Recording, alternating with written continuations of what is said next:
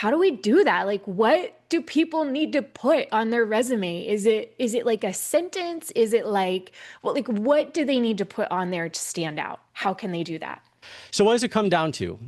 Everyone who has gone through LinkedIn posts, Facebook posts, TikTok videos, whatever it may be, news articles, how often do you spend doom scrolling or whatever it may be, right? It's seconds until the header or the above the fold, if it's a website, or the hook or the clickbait, whatever it may be, right? It appeals to you. And just like with social media, for us to be engaged on what we're talking about, it's the same thing when it comes to resumes. Welcome to the channel, everyone. Today we have a special guest. We have Joshua Banwart with us today. And Joshua is an Air Force veteran and a certified resume writer who founded Avalon Grade Solutions, or AGS, I think is also what it's called, to help US veterans and PM job seekers land their dream project management careers. His mission is simple: to help people get more interviews and job offers within 30 to 60 days, and he's quickly becoming the #1 resource for PM job seekers looking to break into or advance their PM roles. Joshua, thank you so much for being here with us today. Thank you so much for having me. It's truly an honor to be here. And let me say, the introduction was phenomenal. I am so excited to have you. We have been hanging out on LinkedIn together for a couple years now. Love your content, love what you're doing and what you're talking about. And actually, before we started officially recording this episode, we chatted about how I've actually never had anyone on the channel to discuss this topic of resume writing. And I think that this is going to be very helpful to the audience to hear more about specifically what are some strategies that they can employ, because I know this is a tricky one. And with the ATS and all these other things that we're working around when we're creating our resumes, how do we know that we have the right stuff on there? What are some tips that, folks can know to kind of level up? This is what it's all about. And I will say specifically for me, in my experience, resumes have been, when I've been job seeking, have been such a frustrating point for me. I have had times where I've sent like hundreds of resumes trying to find a job, and I know that's not uncommon these days. So super excited and looking forward to all the things you could share with us about resumes and job searching. So what do you say we get started? Absolutely. Let's do this. Let's do it. Okay. So along those same lines, when you are talking to PMs or really anyone seeking a job and you take a look at their resume, what are some of the most common things you see that stand out where you're like, ooh, we could probably make this a little better? Oh gosh, we're going big on the first one here, huh? Okay, all right. So I think the big I think the biggest thing for me, and in general, how I really want all PM job seekers in general to understand here is like it's the mindset behind why I or other recruiters and hiring managers say or edit certain resumes in their head or on paper. And that's pretty much based off of the fact that, look, PM job seekers are essentially business owners. I like to say, think like a CEO, but write like a CMO or chief marketing officer. And because right now the market is so competitive, but yet it's also saturated. And so when something is saturated, like a business owner, and let's say if I want to open a gym, well, there's gyms everywhere. So how do you define what makes you better than everyone else? How do you appeal to the audience that you want? So maybe you had to get a little bit more specific, have a speciality, show all your amazing things. And so to your question is like, what do I notice a lot of times? Your resume looks like 150 other applications Oh, that are going to be there, right? It's yeah. generic, it's vague, it's just saying job descriptions of what they're doing. And I don't know what, like, if I'm the recruiter or part of the company, I don't know what makes you better than everyone else because, and I'm sure we're going to talk more about it, the ATS or applicant tracking system, is that it's so filled with keywords and buzzwords, and they think that that is what it takes to beat this robot, this gatekeeper of these Hmm. jobs. But in reality, I just want to know, okay, what can you do for me, like for my company? And how do I pick you in front of everyone else? And look, military people are known for this, and I'm sure nearly everyone else is as well. Imposter syndrome's real. And so getting those kind of like amazing impacts and achievements it's hard. And again, we may talk about more about this later, but that's probably the number one thing I always see when I look at resumes is it's not format, it's not the structure. Every little 1% makes a difference in the positive and the negative side. But really what it comes down to is even if you have just a wall of text, if I can't tell what makes you better than everyone else because it sounds just like everyone else, that's how do they pick you or why would they pick you? And so Yeah. that's my passion is trying to make sure that they understand how amazing you really are. Mm. I think that's really good insight. And to compare it to a business, like you were saying, when we live in a city, we have thousands of choices of where we can eat, sometimes even the same type of food, right? I know where I live, it's like if I want a hamburger, there are so many different places I can look for where I can get that choice. But what makes them stand out? What is like their USP, I guess we would call it in the business world, your unique selling proposition. And we need to think of that for ourselves too when we're putting together our resumes because we are not selling I mean, we're selling ourselves, I guess, in a way, like it's our time, right? It's our time and it's our effort. I don't mean for it to sound transactional, but we really are, we have to go out there as salespeople for ourselves and know, first of all, know what it is that sets us apart. So I think there are probably some exercises we can go through to figure out what those things are and then present them on the resume in a way that stands out. I do have a question for you, just my inquiring mind. I'm wondering, and I know there's probably not like a clear answer for this, but I'm curious, when we do send in a resume, how do we know that an actual person will see it and look at it, or it's not just going through the ATS to get filtered? Like, how do we know?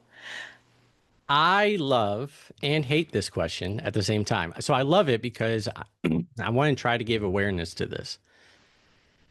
I have a very strong distaste for the ATS marketing out there. This gatekeeper, this robot that is taking away so many people's opportunities. And look, nothing in life, no matter what, is 100% in life. And so I'm not going to say that, there isn't one company out there in one country or state or whatever it may be that absolutely doesn't look at your resume.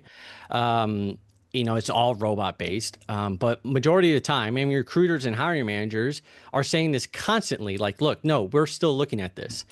It's funny because one of the things I always tell my clients, or really everyone, and definitely my LinkedIn post, is I don't want you to believe everything I say because, like, if we just blindly listen to this so-called expert, then that's the issue that a lot of people are having right now. Like, how many times have we seen like a LinkedIn post, a Facebook post, a TikTok with 500 plus likes, and it gives you generic and vague information? They use that for the Yeah. resume and then spits out a generic and vague resume. So my goal here is to help with the mindset, like I said, about like how job seekers are business owners. And so when it comes to the ATS, that actually came from, I did the research on this, a Forbes article. There was a guest writer, and it was all about the ATS and resume writing and whatnot. And that is where it started this whole 75% of resumes are never seen by human eyes. And that is a load of crock because one, there was no market research behind it in the article. Nothing. There was no information Mm, behind how they got the 75%. There was no data of any kind. And here's the real kicker: the guest author owned a resume writing business. So you would think that this is like the prerogative to making sure, like, hey, let's make it sure it's ATS friendly. And this was back in 2014. And then ever since 2020, when a lot of the marketing of applicant tracking systems and this gatekeeper robot, right, it really took off. So everyone is so focused on this ATS. And it also doesn't fully make sense because I want you to think of it like this: the ATS is a parsing system. Parsing meaning it extracts your information from the resume and inputs it into their system. And so it does that because, yeah, sometimes they don't want to control F all the keywords that they're looking for. I Yeah. get that. But when it parses it, I want you to take your resume, go to a notepad, copy and paste your whole resume into notepad, and it's just a wall of text, right? It's hard to read. So it's not like they're automatically looking at your at least wall of text because that's hard to read for anyone. And so they're still going to be looking at your resume because theoretically there's going to be white space. It's going to be easier to read and everything. So they're still going to look at it.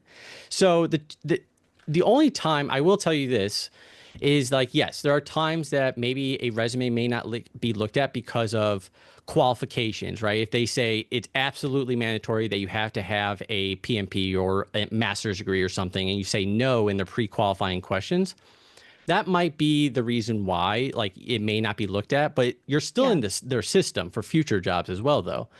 And so outside of that, look, it's too hard to read to not look at your resume. So to say that it will never be seen by human eyes is far from the truth. And like I said, recruiters and hiring managers are constantly telling people, no, we are looking at them.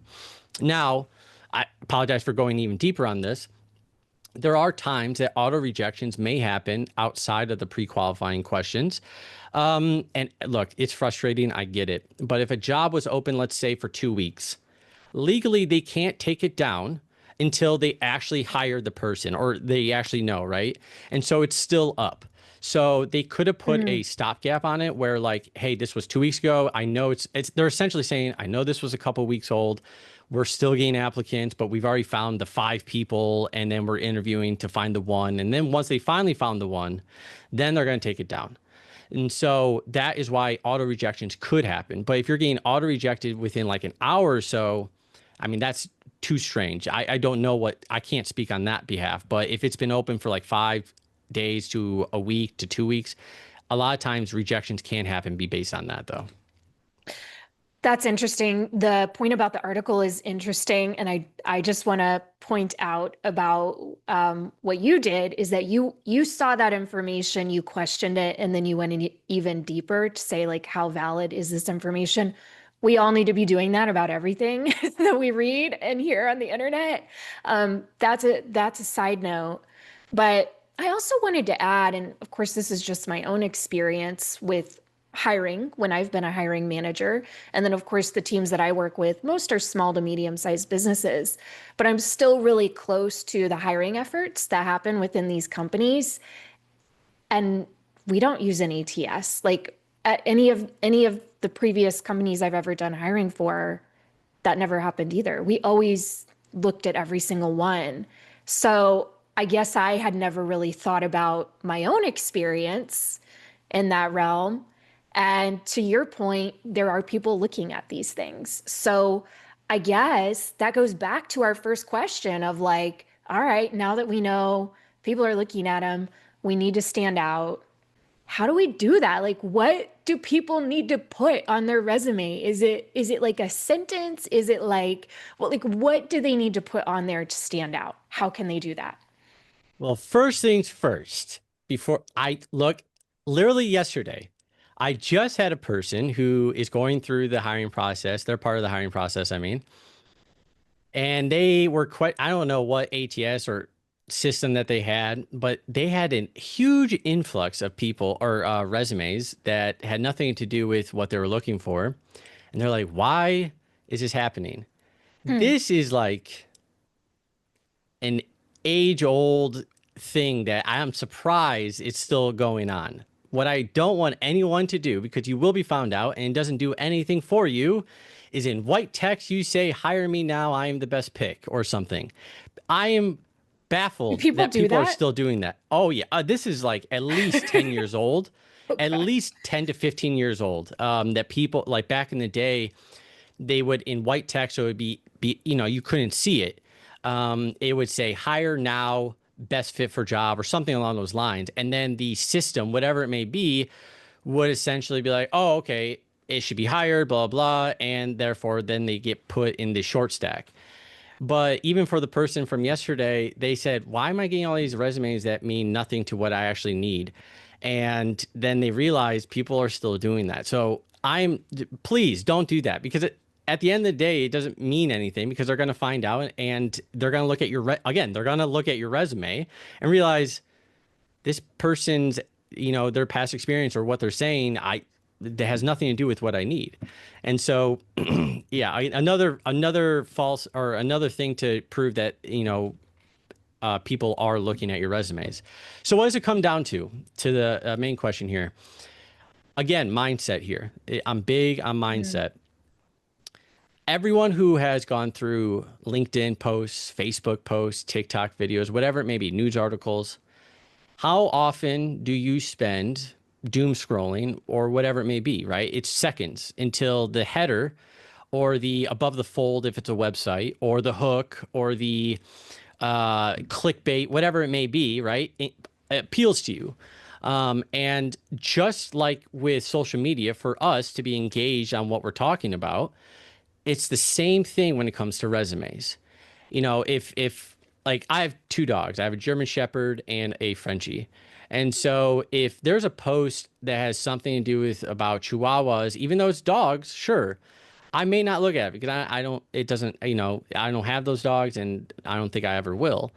Now, if it's something about German Shepherd and the best medicine for them or whatever it may be, I might look at this, right? That header, Mhm.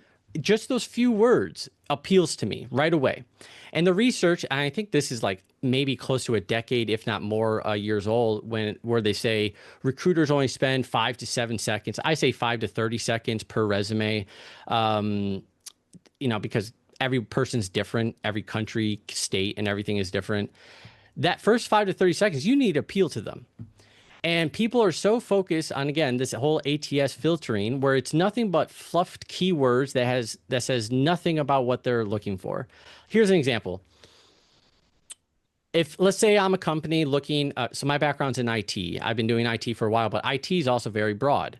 Yeah. So specifically, I have done like fiber infrastructure installations. I did a little bit of cloud AWS, and I was a network engineer. So if I'm a company that's looking for a cloud AWS engineer with more than 6 years of experience working on multi-million dollar projects, that's under the qualifications and requirements. And if my resume or my summary might just say extent or accomplished project manager with extensive years of experience leading large scale projects across a variety of industries, it sounds professional. That doesn't tell me anything about what you've actually Yeah. done and how you're the best fit for me, right? That's your hook. Like that's your above the fold, that's your clickbait. And so, granted, they're not going to just look at your first sentence, but this is the overall concept here. Your resume might sound professional, but if it's not, if it sounds just like everyone else, it's vague, generic, like I can't tell what is best for me, then I'm going to go next, right? And now imagine, again, just the first sentence. It said project manager with 8+ years of experience, leading multi-million dollar projects for cloud and AWS programs. That first sentence alone, going back to that, job description that I mentioned, tells me exactly. I'm like, okay, this person's actually what I'm looking for. Let me continue to read. Like, their hopes are high, right? And there are a lot of times where LinkedIn posts, social media posts in general, where the header or the headline or the hook gets you, but then you're like, okay, the rest of it wasn't that great, but the hook still got you into there Yeah. to reading the rest. That's the goal here, is get them interested so they can see the rest that is relevant to what they're actually looking for. Again, we're a business, job seekers are a business. We need to appeal to them. And so that is by far the number one thing I want people to realize is, like, understand that it's a marketing billboard, it's a marketing document, and you can really show how impactful you are. Talk about how big your team was, how because another question I get is, Josh, I don't have any metrics, I don't know any numbers, my Yeah. senior leadership never told me that stuff.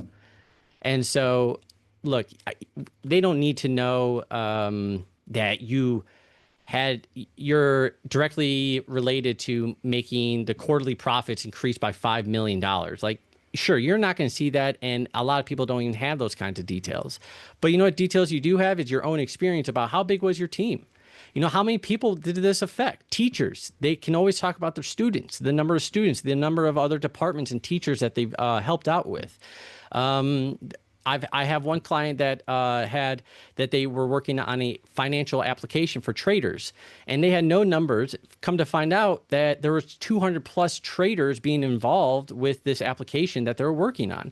There's numbers Yeah. everywhere, and so you really Yeah. just gotta give yourself the benefit of the doubt and show, like, again, what makes you so much better than everyone else. And it's simple, not always easy, but it is simple. It's a lot more simple than people think, though. Yeah, yeah, it's actually a really good point. I remember working on my resume and trying to come up with specifics like that. And my background is in tech startup, and so I was in like a product owner kind of a role. And I really wanted to have this metric of how many users were like supported on the platform, and I didn't have that. But what I did realize is that I knew how many enterprise clients that we supported, and so I could then kind of work with those numbers instead because that was actually more relevant to the work that I was doing anyway. So yeah, I like what you said here. We got to look at things that are specific, that are relevant to, and I would also say include stuff that like you actually want to do. Like in your, if you're just putting stuff in there that has been maybe things you've done in the past or you think will stand out, that might not also be the best solution for you in the long run, but that could be another topic. And I really appreciate how you suggested that we include these things in our hook, not because the ATS is going to pick them up, but because they're authentic to us and to our experience. Because the hope is that then we can build the resume around that, I would guess. And then once we get on a phone call or in an interview, we could talk about those things that we're actually passionate about, we have experience with, and some level of intelligence around. So I'm curious. I'm curious now. We're talking about this. Let's say we've got some folks who are like, look, I have reworked my resume so many times. I know I have a solid hook, but I'm just still not getting the interviews that I want to get, or I'm not getting the volume of interviews that I want. How can we improve those odds for job seekers? What more could they do?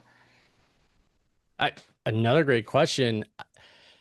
I think it's a couple step process. And honestly, if you sit down and think about it, you can get it done in a weekend or even during a week, an hour or two a day if you would like. So one of the very first steps that I like to do is when it comes to the resume is if you're if you are not getting if you're getting auto rejected or ghosted or whatever it may be, and you know the jobs have been out for just a couple days, not like a month or whatever it may be, the first thing I want you to do is look at your bullets. And it's called the so what strategy.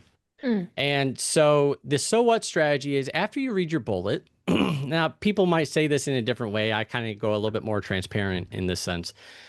I want you to think, so what after you read your bullet, right? Like, I want you to think, like, in general, what is your proudest moment in your life? And maybe somebody won employee of the year. And again, it doesn't have to be resume related. This is the mindset behind it. Is like, I want you to think of the proudest moment in your life and imagine me saying, okay, so what?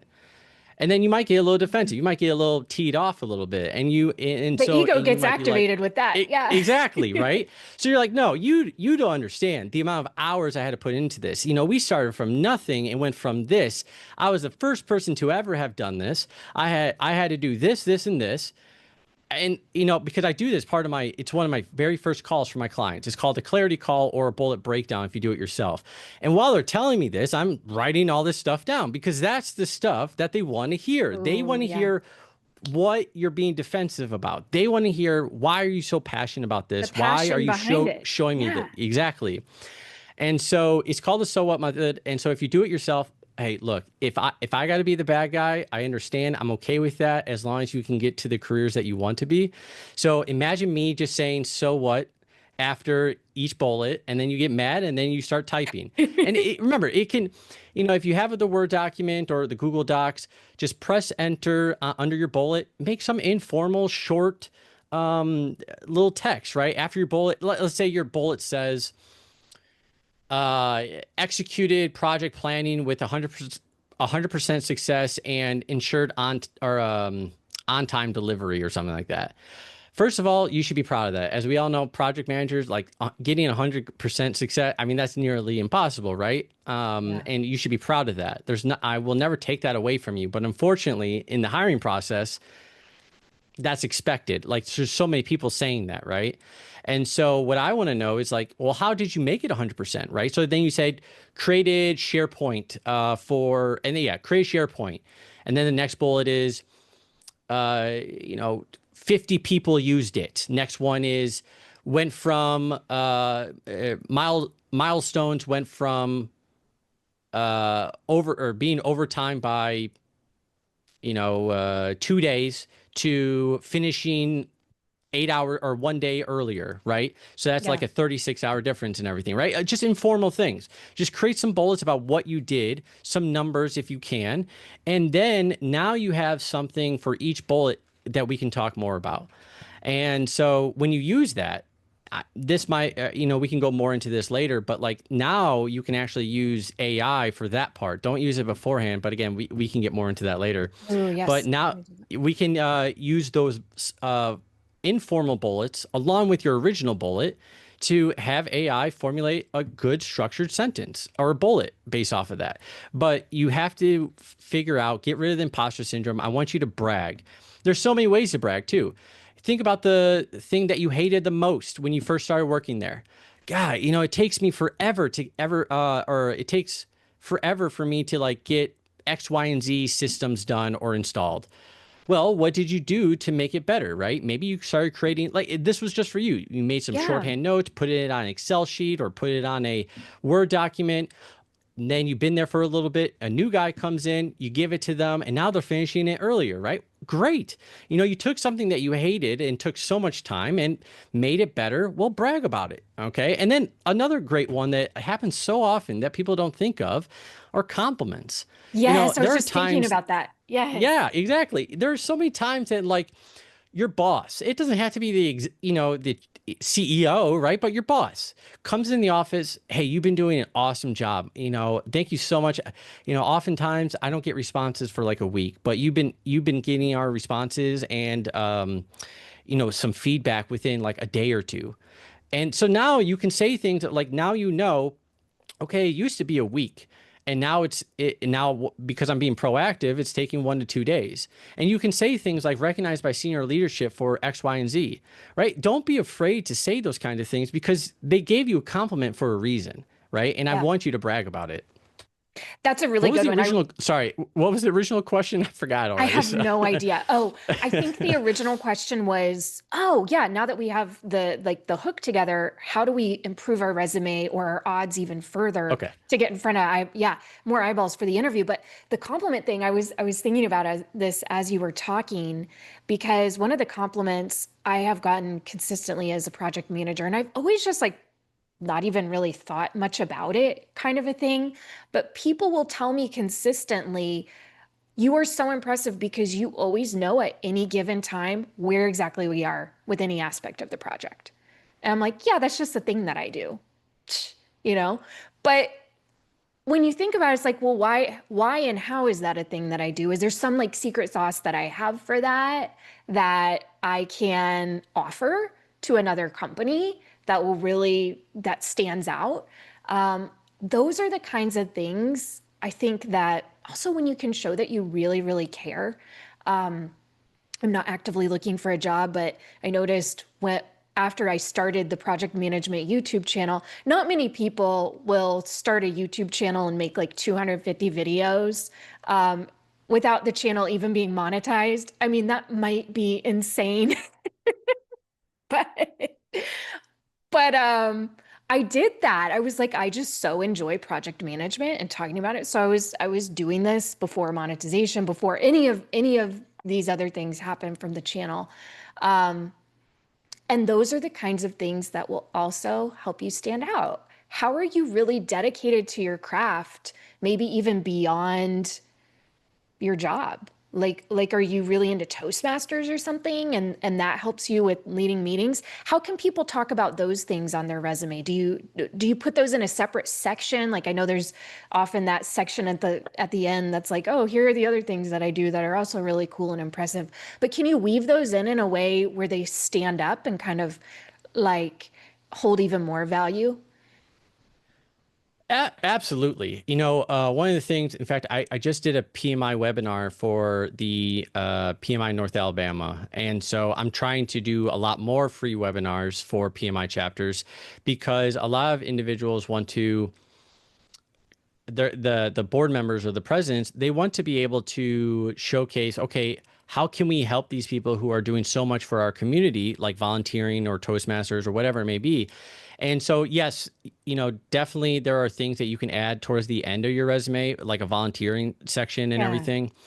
But the note here is like, again, just like your bullets, sell yourself. What are you doing there, right? And a lot of people, they just say, PMI chapter member or something like that. Well, that doesn't tell me anything, right? Like, why would that appeal to me?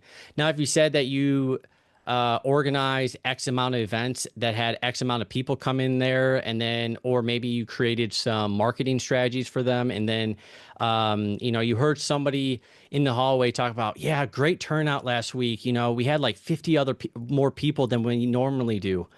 Add that, because you're directly part of that. You created this marketing campaign or whatever. You had this event that had 50 more people. And then if you knew what the average was, then you have a percentage, right? These are the kind of details that they want to know because it sells you. Mhm. And so you can definitely add it into your summary as well. If, you know, depending on the level of organization or direction that you're trying to go for. So you can definitely include things that may not be directly relevant to the specific industry. There's two clients in mind that come to mind right now. So I had one person who in their MBA program, there was some kind of like project management competition. It was across like 5 or 10 different divisions, and they came or they yeah they the team came in first place. And so I put that into their summary. Now I don't often always do that because if you don't have a professional career and you're just a recent graduate, you can't. The rule of thumb is you put your certifications or education at the top, and if you do have a professional career, you usually put certifications and education at the bottom. And this person did have a career, but I still put it into the summary because it's still very appealing. This person won a project management competition. That's very interesting. And then there Yeah. was more information about it in their volunteer or education section. And then another person that comes to mind now, it is related to IT, and they were going for IT jobs, but they were part of a team lead that was actually for the FIFA World Cup. And so I thought that was so interesting, so awesome. Like, of course, I'm going to put that in there. In Yeah. fact, okay, here's another one because again, I try to give examples because I want people to realize, like, look, I had this other person who was dealing with IT. It was more so about programming or, yeah, it was something about programming based. But I input into their summary, this person was a veteran, and they were their main job duty was being involved with the setup of sound and microphones and everything for music. And one of the gigs that they did for the Air Force was for the president and vice president. Oh my Exactly right. gosh. Yeah. Now, granted, sure, it wasn't programming, but they still had to make sure that all the IT behind making sure all this stuff works was involved. And so they didn't have that in the resume. This was a veteran, an Air Force veteran, and I was baffled by that. I'm like, that is amazing. Now granted, now if the rest of the resume only talked about music and stuff, it may not appeal to them right away, but you just add that little flair into it right there, and then again, it's a hook, right? It's something to appease or to appeal to them. And so I don't want anyone to be afraid, like brag about yourself. There's so many awesome things that you can brag about yourself. And then if it's Toastmasters and how maybe you're the president of the Toastmasters for that area, include that. There's nothing wrong with that. And then Yeah. go more in depth about it in your volunteering or education section, wherever it's best fit. So yeah. I love that. So this reminds me, I have a friend who is a speaking coach, a public speaking coach. And I was talking to him about because he was kind of working through some new offers and all this stuff. And he had an about section on his website. And it just kind of sounded like every other public speaking coach thing. And I said, one of the coolest things about you is that you have been a part of the improv community for like 20 years.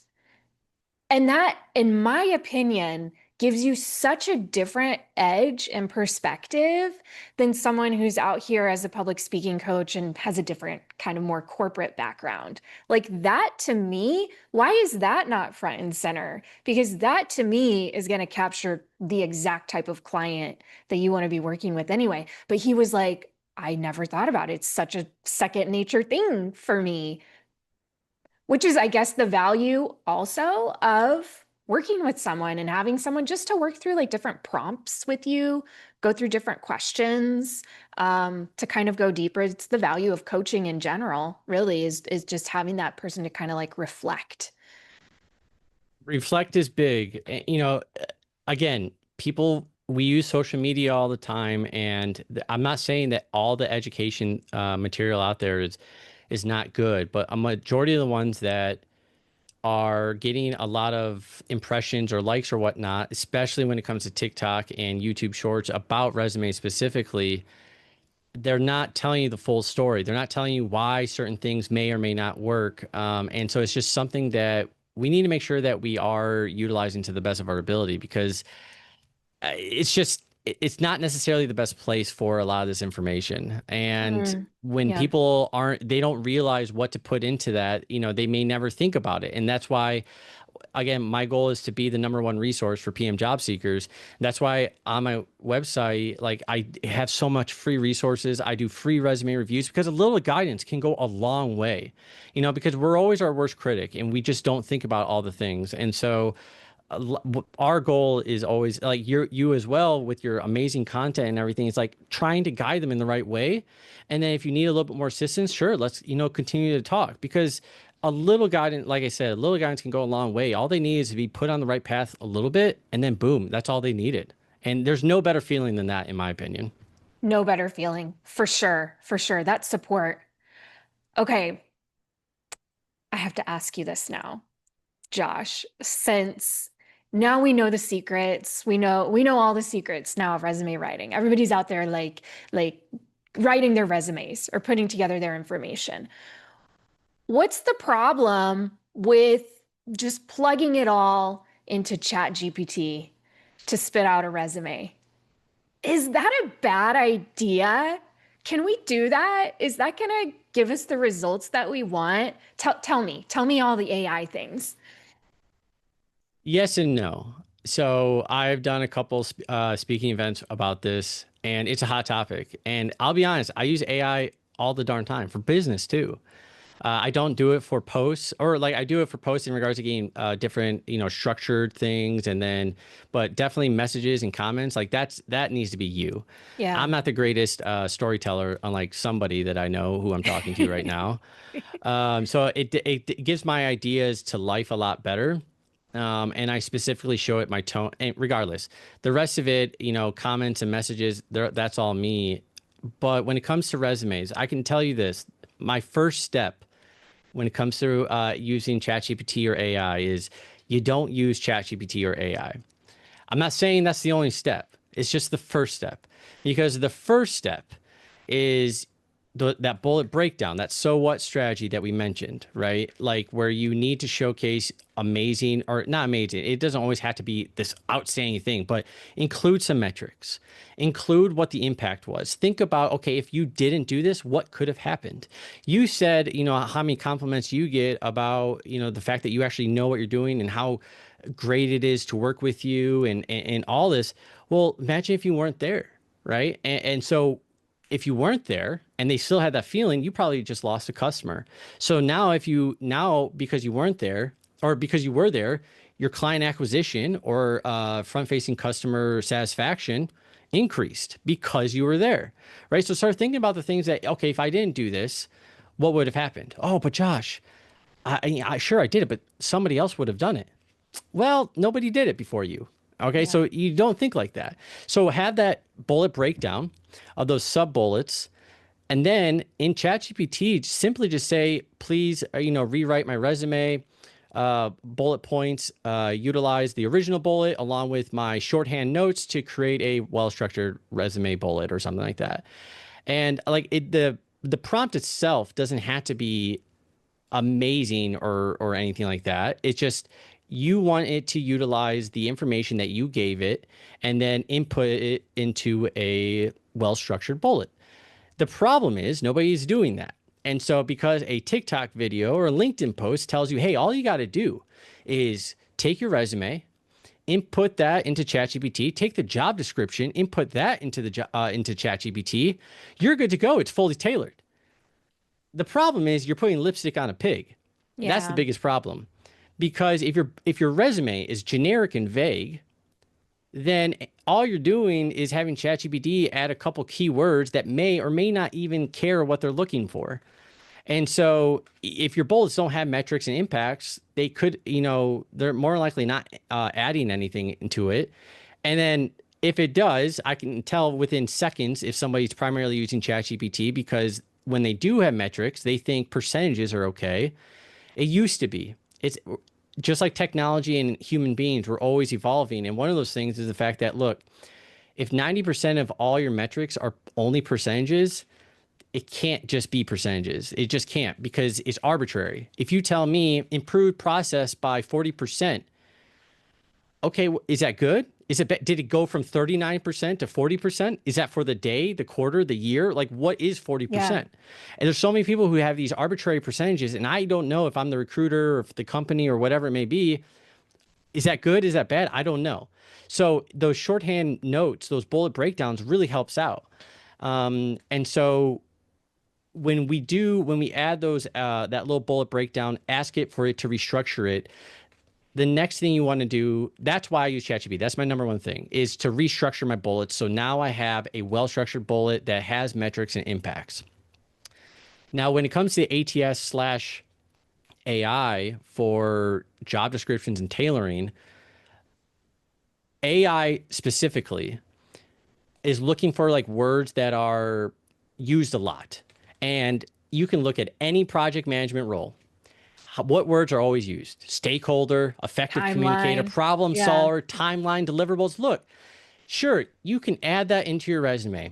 But if you just tell me, that you're great at making sure you're on time and in delivery, you are an effective communicator and stakeholder manager, okay, you and 150 other applications, That's and that's great. Sounds expected like you as a should project be a manager. project manager. Yeah. Exactly. It's expected as a project manager, right? So you go from telling them to showing them. Okay, show me how you're an effective communicator, right? Yeah. That's where the metrics and impacts come into play. But AI a lot of times are focusing on those words that are used most often. But what isn't used as often is what they're actually looking for, which is under the qualifications and requirements. Like if there's a qualification requirement that says, let's say it says 5+ years of experience as project manager. Sure, a lot of them say stuff like that. Preferred within the e-commerce or marketing for e-commerce, right, or something like Mhm. that, or for fintech. That part right there isn't used as often, and AI might pick that up. But because of what we're always being told, they're focusing on all those other keywords and filling that up as compared to all the information about fintech or marketing e-commerce or cloud and AWS. That is the specific thing that they're looking for. Project management is universal. It 100% is. Yeah. Because if you are a great project manager in one field, you can more likely be a great project manager into another field. The problem is because of AI, because of the easy apply, because of all these things, they're getting hundreds and hundreds of applications. And so even though project management's universal, they still would like to know, relevancy to what they're looking for, right? And so the more relevant that we can be, the better. And a lot of people just aren't doing that. And with AI, it's picking those things up a lot. So how can you use AI to do that? Well, first, after it spits out all the keywords that they want you to add, sure, add them. That's okay. Again, show them, don't tell them. But then also make sure you actually go to the job post, you look at it, and look specifically at the requirements and qualifications. A lot of times there's unique and specific things that they need to look at first. Because that is dedicated to them. Like if I'm, again, dog sitter, if I Yeah. am looking for a dog sitter and I have a, like I said, German Shepherd and a Frenchie, if I get some resumes and I have one person who has a 1 page resume, because everyone says 1 page resumes are needed, whatever. I don't believe in that, but they have a 1 page resume and they are a zookeeper. They've worked on cats and dogs and giraffes and elephants and all that stuff. I might like that. Now compared to another resume that specifically talks about large and small breed dogs, German Shepherds and Frenchies, well, now you're speaking my language, right? Yeah. Now we are getting to all the other details that we want, and that's the specific part that they're going to be looking at, as compared to what ChatGPT might do, which is just mention the word dog a lot, right, or something like that, or whatever it may be. And so Yeah. that is what the one thing we need to look at. For me, it comes back to the passion part because that's what I'm hearing when you're talking about that is ChatGPT cannot infuse our passion into a resume, into a piece of content, into a cover letter or an interview or whatever it is. Our passion is our secret sauce, and we need to know what that is and how to say that. And then, like you're saying, be strategic about, like, hey, now that I have the information and I know what really sets me apart, how could I structure this bullet in a way to where it's not like 5 lines long? It helps us be more efficient with our words. It can help us, but it doesn't tell us who we are and what we've done that's different or unique or what our story is. That's what I hear when you're saying that. Uh, Look, your story is everything. Again, as a veteran, and it happens, teachers and veterans, I think, have the worst time with this, in my opinion. Imposter syndrome, like I said, Yeah. and you have to understand, like, and look, I get it. Uh, you don't want to brag too much, and you don't want to be overzealous with it or anything like that. But like, understand how great you are. And the moment you do that, one of the best feelings I get outside of helping my clients with interviews and job offers is like that light bulb moment during the clarity call. Like, oh wow, I didn't think about that. Like, oh, I didn't know I saved $500,000. And that's, sorry about this. I'm so, again, passionate about this stuff. When people don't have, when they can't think of things, or like you mentioned specifically, I didn't know how many clients I had, but you're basing off of another information though too. Don't lie. You should never lie in your resume whatsoever. But that doesn't mean you can't have best educated guess or Mm. because when you have a best educated guess, you're reverse engineering it. And so you can have like, okay, well, I know on average I get, these kinds of companies have around 2,000 clients or 2,000 personnel being using for this. Great. Just say that. Just say 2,000, right? Because you thought about it. Okay, on average, they have this. This is what I'm most used to, blah, blah, blah. And so you can really use like just best educated guess, because let's just say, even though it's rare, somebody asks you in your interview, okay, so, talk to me about these, or you said 2,000 clients, is that right? And if in the interview you're like, yeah, that feels about right. Well, that doesn't help you whatsoever.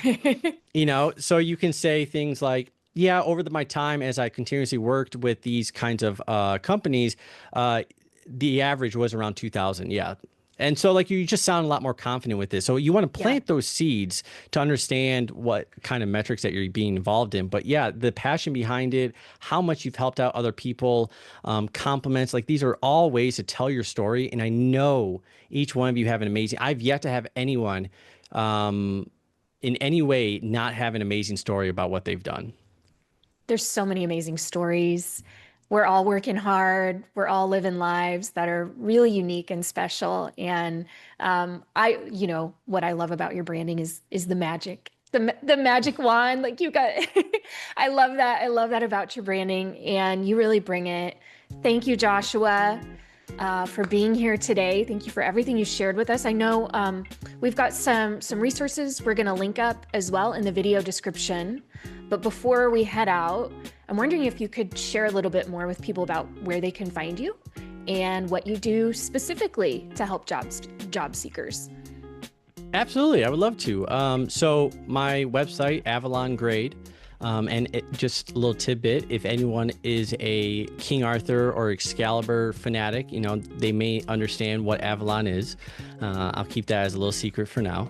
But it's avalongrade.com. And just like you mentioned, free resources on that website. We'll have a couple out there as well. My whole goal is helping U.S. veterans and PM job seekers get into the PM community.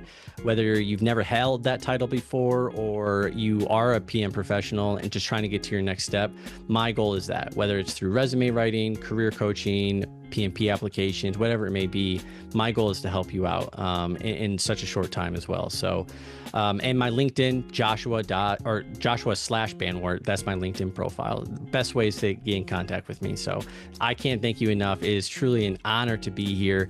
I feel like I'm meeting I probably only met two so far. So you're my third celebrity I've ever met. So I appreciate that. Whatever.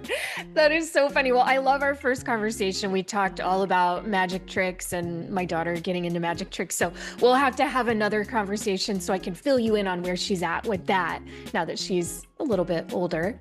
But Joshua, thank you so much. And we will see each other soon.